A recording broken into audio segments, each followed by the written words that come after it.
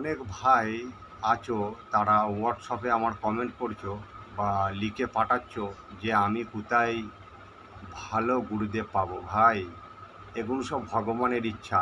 কে কখন কোথায় ভালো গুরুদেব পাবে বা কে কখন ভালো শিক্ষা পাবে, এগুলো সব আগে থাকতেই সব মানে লেখা থাকে। ঠিক আছে, আমি বলে দেবো আপনি পেয়ে যাবেন, এরকম কোনো বৃত্তান্ত নেই গো। যদি আপনার কপালে থাকে তাহলে আপনি পাবেন, যদি আপনার কপালে না যদি থাকে তাহলে আপনি কি করে পাবেন।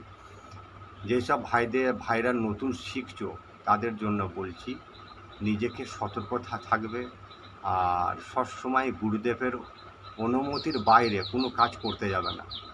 যা কিছু হবে গুরুদেবের নির্দেশের বাইরে কোনো কাজ হবে না।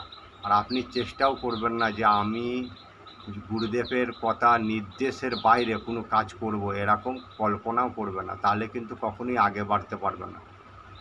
গুরু ভক্তি হচ্ছে মহাভক্তি। যদি এই তন্ত্র লাইনে গুরুর ভক্তি যদি না থাকে তাহলে তুমি কিন্তু আগে বাড়তে পারবে না বা তোমার তন্ত্রবিদ্যা কখনোই কাজ করবে না।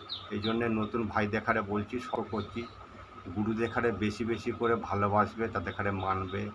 ঠিক আছে, যেরকম আপনি যেরকম আপনার মা বাবাকে যেরকম মানেন সেরকম মানবেন।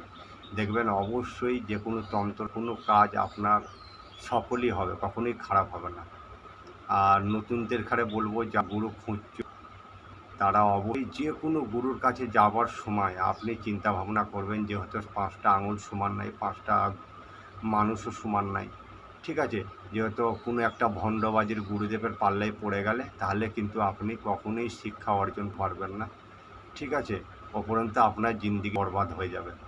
তাই ভিডিওটা ভালো লাগলে লাইক কমেন্ট করতে ভুলবেন না।